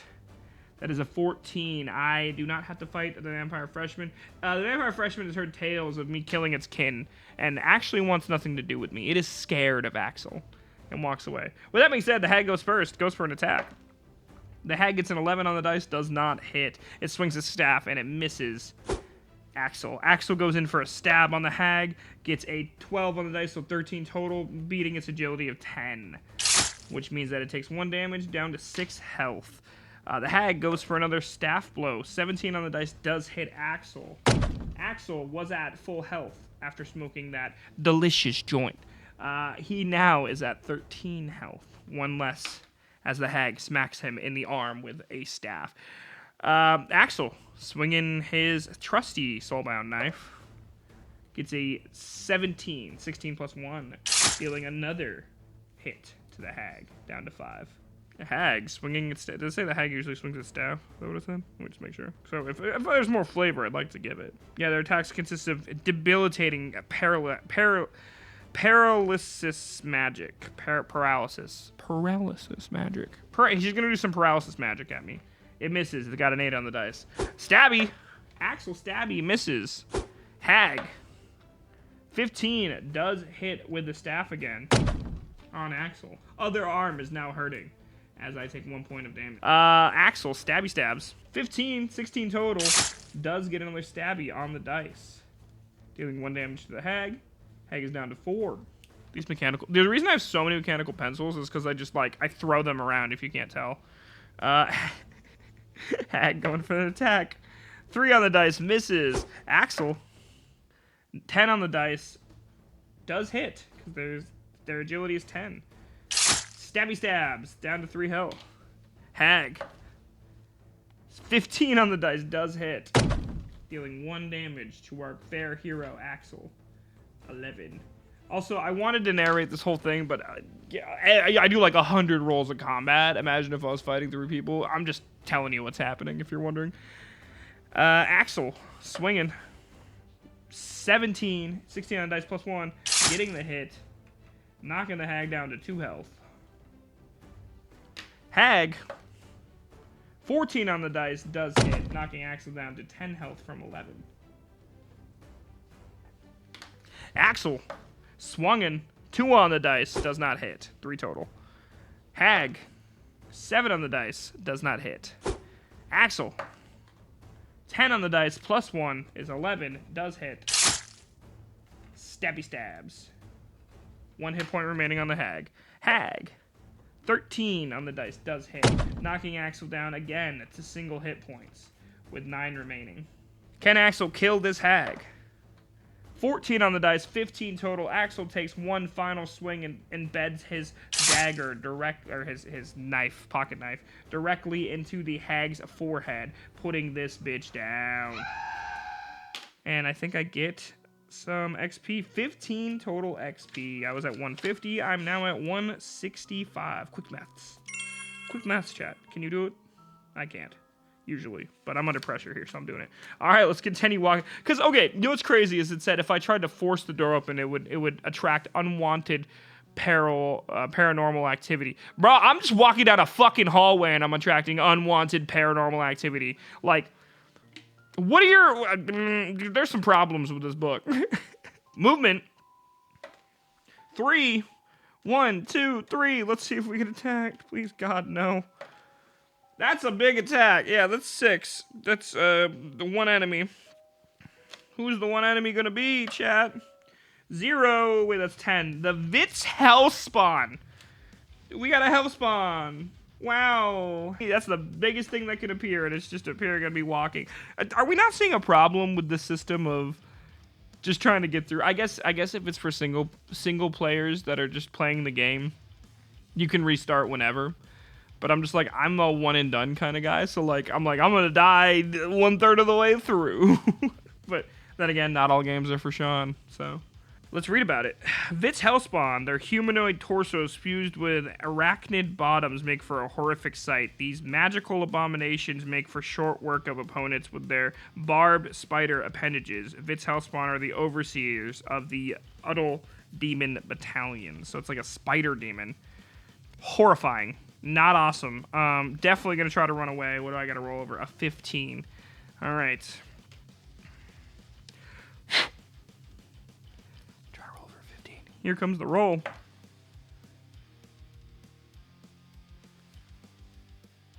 I hope you can all see that because that is a natural 1. Axel gives up. Axel kills himself. No, I gotta fight this demon. Demon gets the first attack. Shit. All right. Well, we're just going for it at this point. Demon gets the attack. Is that a 14 on the die? Jesus. Okay. Demon hits immediately on Axel. Not on Axel. At Axel for 1 damage, bring him down to 8. Axel goes for a stab. Gets a 5 on the dice, which is nowhere close to the 15 he needs to get. Demon gets a 17. Are you for real right now? A 17? A 17 on the dice. Hitting Axel. Down to 7. Axel goes for stab the demon. Gets a, what is that, a 16 total? I do 1 damage. All right, Axel does 1 damage. Bring it down to 13. Started with my health, like my max health. The demon attacks Axel. Gets an 11 on the dice. Misses. First miss. Axel attacks the demon. Gets a 10 on the dice. Misses. Demon attacks Axel. Gets a 6 on the dice. Misses. Axel attacks demon. Gets a 16 on the dice. Plus 1. 17. Hits the demon for 1 damage. Bringing it down to 12. Axel, or the demon attacks Axel. It's a 9 on the dice. Misses. Axel attacks the demon. Gets a natural 20 on the dice. 21 total. Bring it down to 11. We're working this bitch down. Axel refuses to die. He's not a quitter. The demon. The Hellspawn. It's not even a demon. It's a Hellspawn. Hellspawn attacks Axel. That's a 2 on the dice. Misses. Axel attacks the Hellspawn. Gets a 4 on the dice. 5 total. Misses. Hellspawn attacks Axel. Gets a 15 on the dice. Hits Axel down to 6 health. Can Axel make it out of this? God damn. 6 health. Axel stabs at the demon. Gets another natural 20 plus 1, which is 21, bringing it down to 10 health. Hellspawn. 7 misses. Axel. 10 misses. Hellspawn. 16. That's a hit, bringing it down to 5 on Axel. Axel gets a 12 plus 1 is 13. It's not 15, so it misses. Hellspawn, 11 misses. Axel, 17 plus 1 is 18. Bringing it down to 9. We are below double digits, people. The crowd goes mild. Hellspawn, 2 misses. Axel, 9 misses. Hellspawn, 2 misses. Axel, 7 misses. A lot of misses going on. They're tired. Hellspawn, 14 hits. That brings Axel down to 4 health, if anyone's keeping track at home. Hellspawn, wait, no, Axel, sorry. 3 misses. Hellspawn, 19 hits. Come on, Axel, you can do this. We believe in you. Crowd starts chanting, Axel, Axel. Axel swings. Gets a 9, misses. Hellspawn, 12, misses. He needs to get 13. Axel, 16. 15 on the dice plus 1 is 16. Bring it down to 8. We're getting there.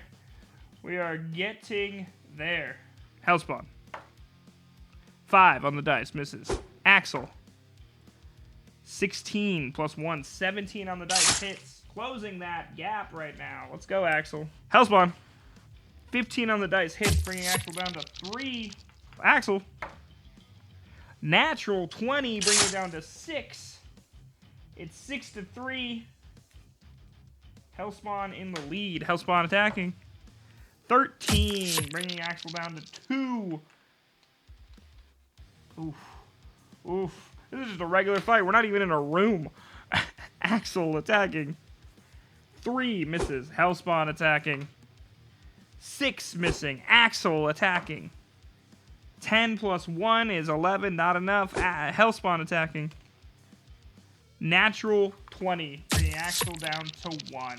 Axel will use a heal. I think this is the last heal that I have. It is the last heal that I have. I have to roll under a 14 intelligence check, but it's ITLE, so, or what is it, IT something? INTL, so intellect. Roll. That is a 1 on the dice. I had to roll under 14. I gained 6 health back. I'm at 7. Hellspawn attacking. 9 misses.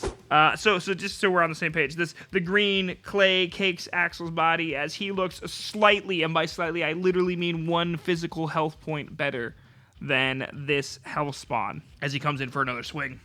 5 misses. 6 total. Hellspawn. 7 misses. Axel. 17, making the gap even further as it falls to 5 hit points. Hellspawn. 10 misses. Axel. 10 misses. Hellspawn. 13 hits, bringing me down to 6 hit points. There is no more healing besides joints out of combat. Axel, 3 misses. Hellspawn, 13 hits. 4 points. They were even. They were matched up. It's down to Axel at 4, Hellspawn at 5. Axel. 5, 6 total misses. Hellspawn. 8 misses. Axel. 17, 18 total. Evening the scoreboard, 4-4. Anybody's game here, folks. Hellspawn. 12, barely missing Axel. Axel.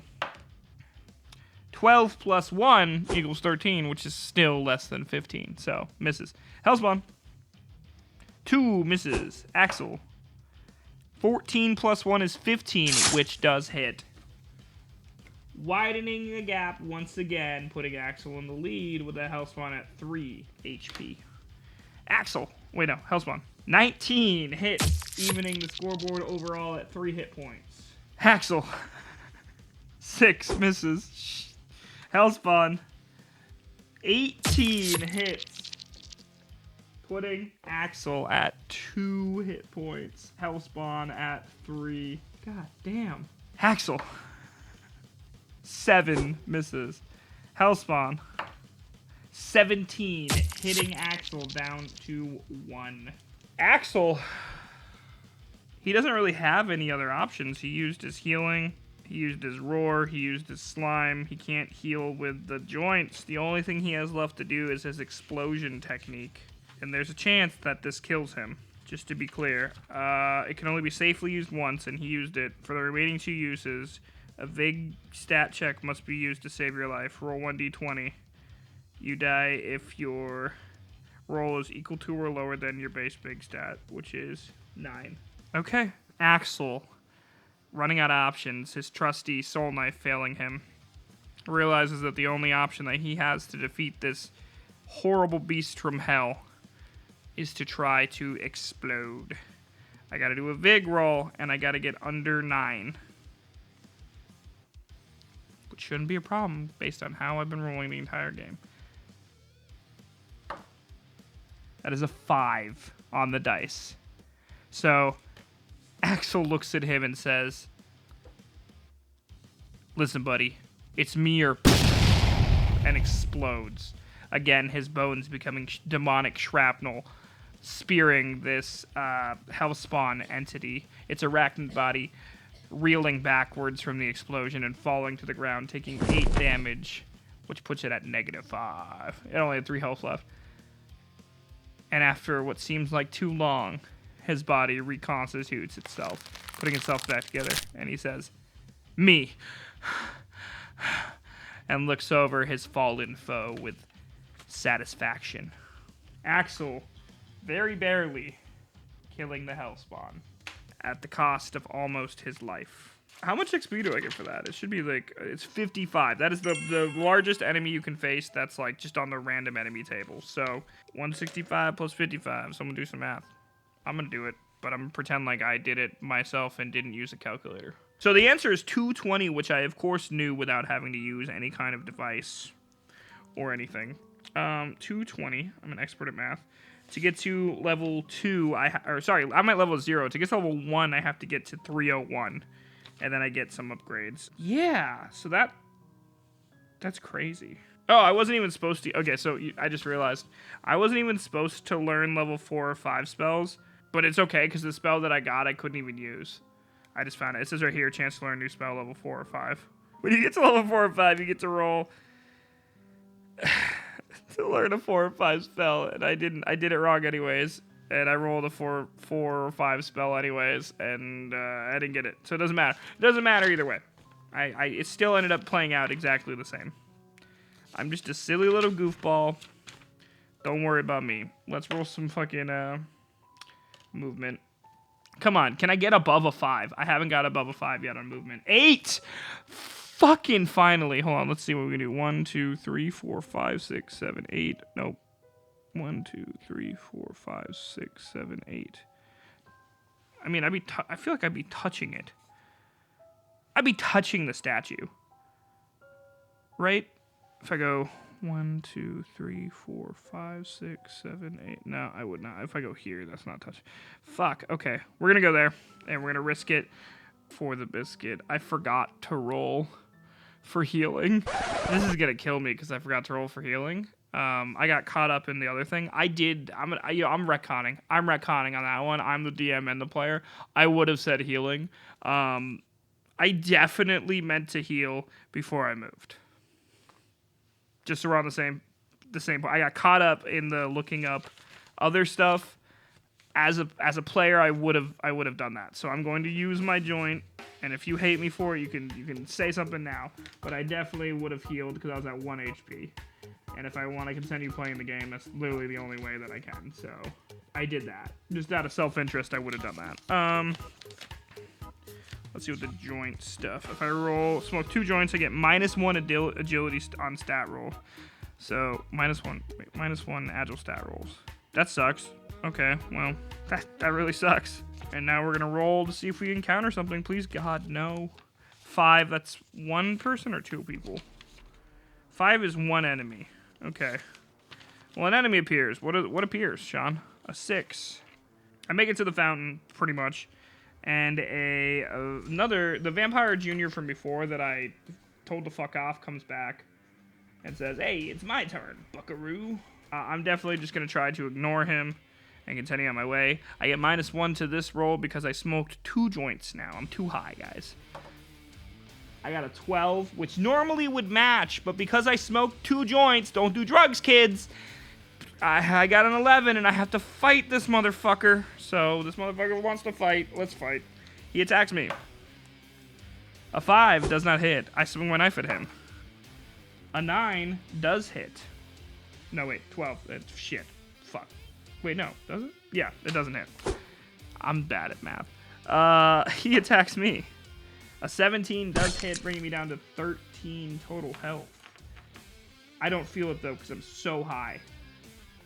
I swing my cool knife at him with a 12, which matches, and I deal 1 damage, bringing him down to 7 health.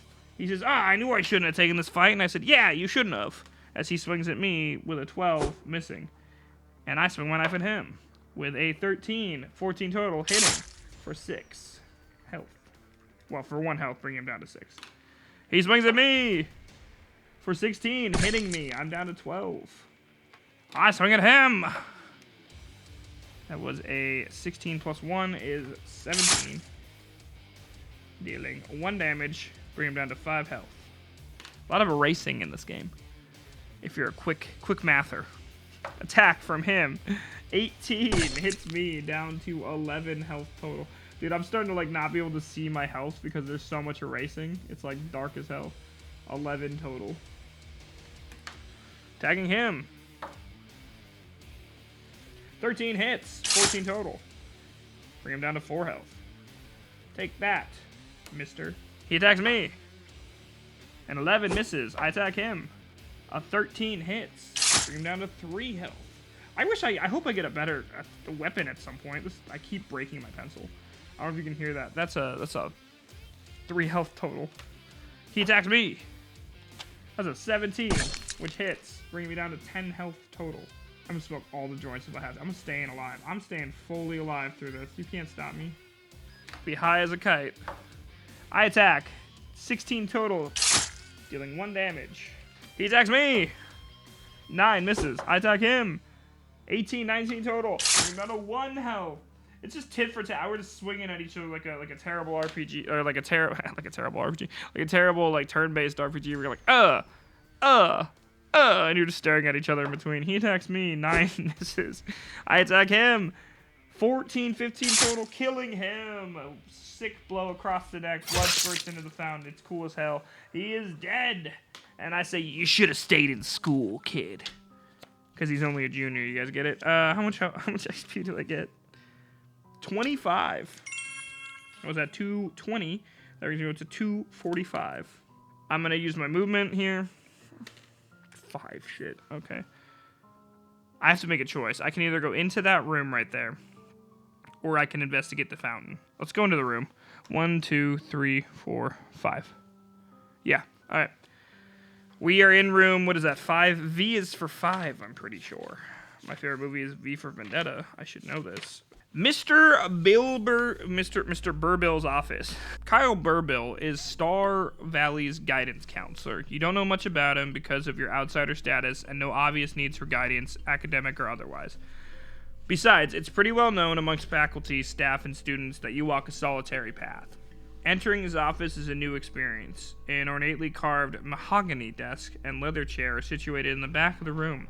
A turned-off computer screen, various student records, and a small tin of mints rest neatly on the desk.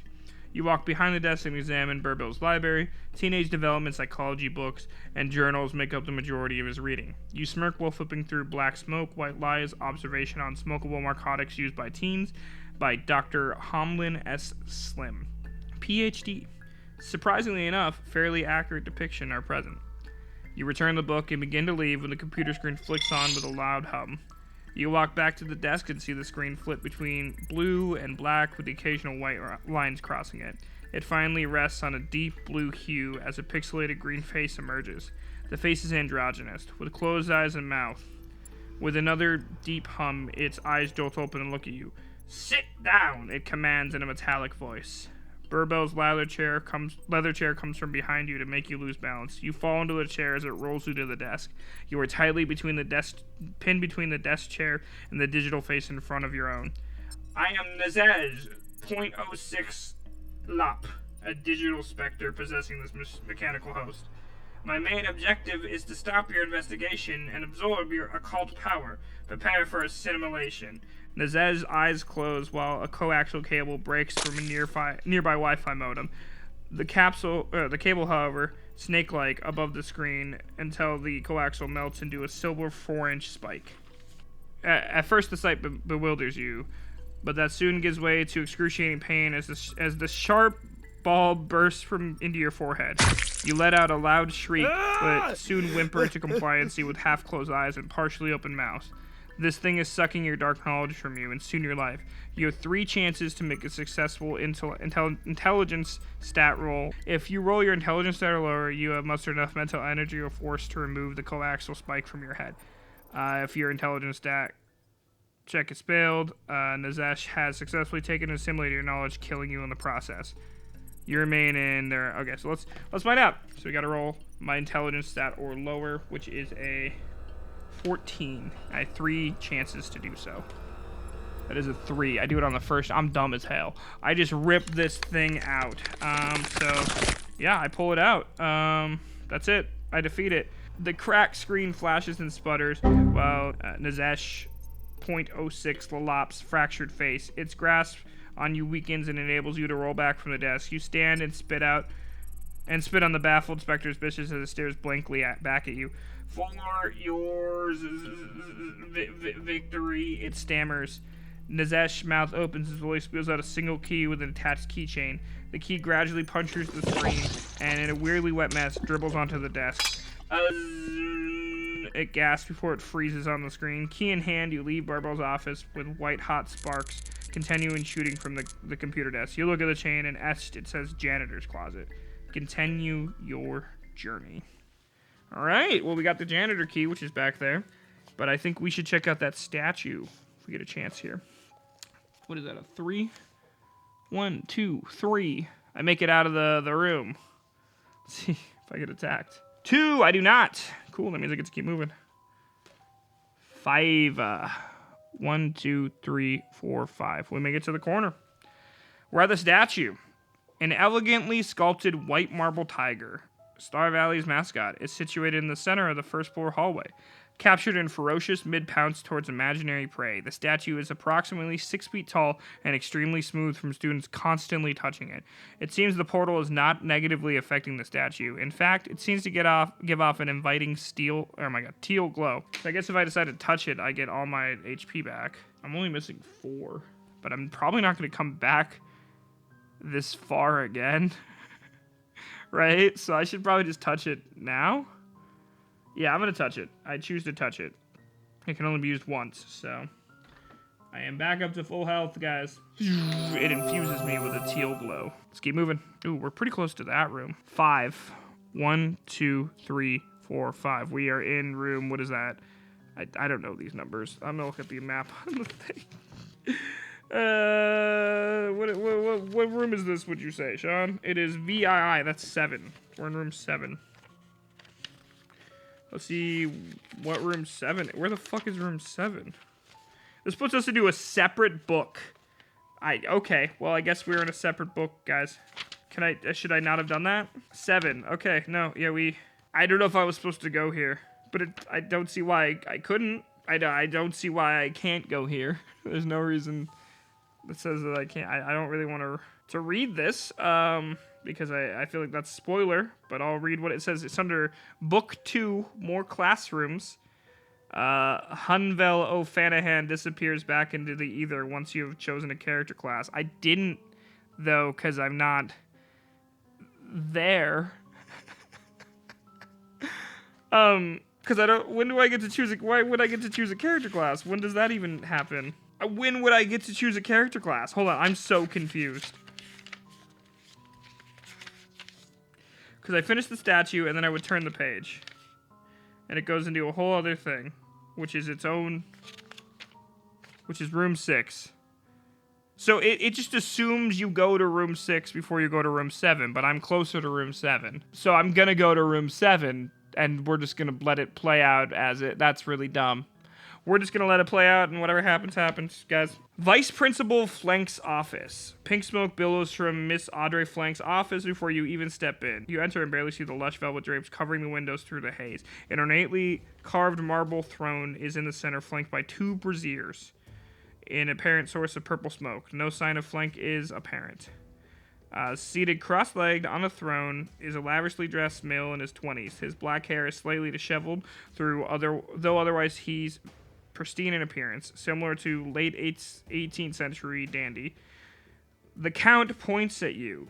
From the pink smoke materializes a full glass of wine. It floats towards you at eye level, stopping within an arm's grasp. Although your society laws deem you too young, immature even, to imbibe in this delicious Merlot, I offer you a new world vacant of such rules. Drink up, young master. You take the stem, but are too skeptical to drink its contents. Von Schummel notes your doubt and lets out a heavy sigh. Snubbing my peace offer. Fine, I implore you, please, stop your senseless fighting against the XOFL Zoful. Their victory is imminent, and the reign will ensure a better life for all humans. And it starts with their enslavement. You know better than most, the majority are not worth saving. But those who understand magic will be spared. revered even, amongst the Zophol upper echelon. I come as an emissary with a generous proposal from their high council. It has been decided that you shall be given a modest estate on the Zophol dream realm. Also, you will command an order of their finest warlocks who will share their knowledge with you. You must, however, be willing to drop arms against them and let them fulfill their conquest against the world. What a small price to pay, considering you'll be a rising star in the Zophol ranks. You grimace at the offer. Von Schummel raises a left hand, and from the smoke produces his own glass of red wine. He takes back large gulps and continues. You see, young un, when you've been on this earth as long as I have, you've grown tiresome of endless human follies. Quite simply, they are doomed to extinction by their own hands. The Zophol will promptly end their suffering, albeit through violent means. Regardless, take the proposition. I assure you it won't be offered again. You smash the glass on the floor and mutter, vampire, through gritted teeth. Oh, no, that would be someone else. I'm a mystic, much like yourself, whose endless occultist toils have granted me power of immortality. Well, at least I think I'm immortal. I've been roaming the earth for nearly 300 years with no intention of stopping. Ha ha! You smirk, cracking your knuckles, ready to test his claims of an immortal life. A melee, as it muses von Schummel, running his fingers through his hair. Come then, and perish like the countless before you. So apparently I'm fighting this dude. Count Norval von Schummel. Shouldn't have gone into this room, I guess. He's got 25 HP. He's got 15 agility. He's got 18 social. He's got a special as well. Von Schummel will dissipate into pink smoke, filling the room every third combat round, indiscernible from the smoke in the room. He physically pummels you as an attempt to locate his corporeal form. It does a lot of damage. He triples his damage every 6th combat round. Oh my god, okay. That sucks for me, I guess. How does conversating work? I need to know if it's worth it for me to try to even attempt this. No initiative rolls required. Roll 1d20. If your roll is equal to or higher than the enemy's social skill, you successfully engage in conversation. So, his is 18. So I'd have to roll above an 18 to even conversate with him, or I can just try to fight him. I feel like it's worth it to try. You know? Just like to see what happens. So I'm gonna go for the conversate. I gotta roll.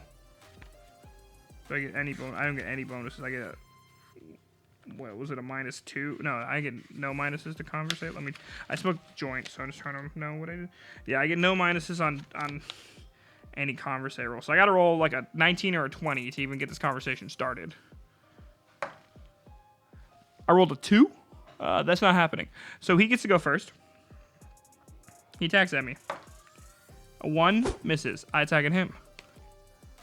A 19 hits, dealing 1 damage. I stab at him with my knife.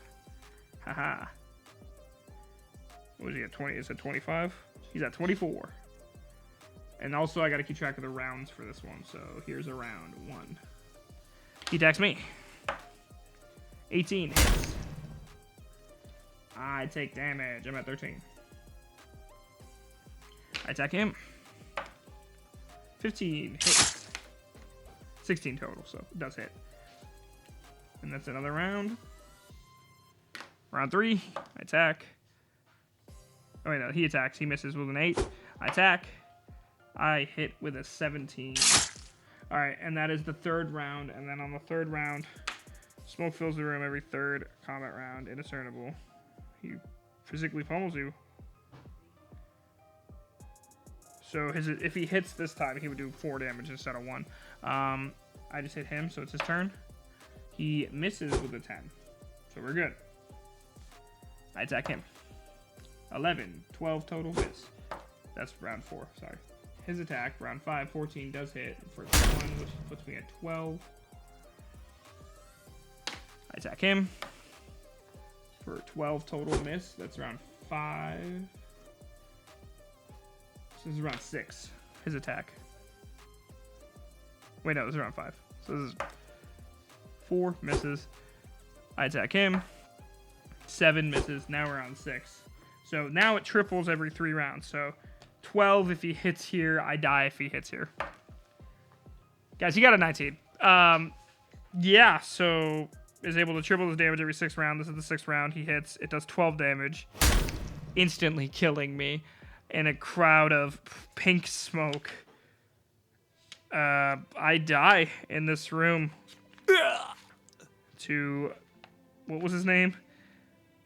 Norval von Schumel unfortunately kills our hero Axel.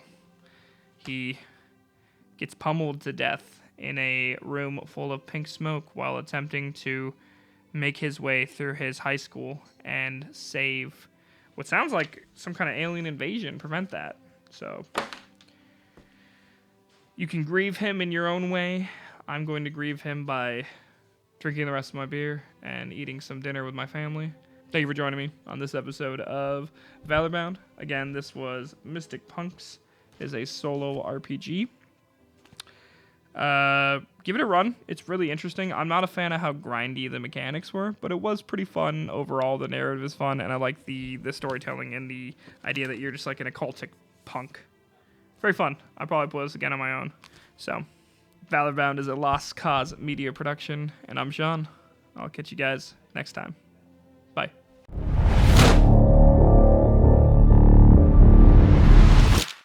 Lost Cause Media.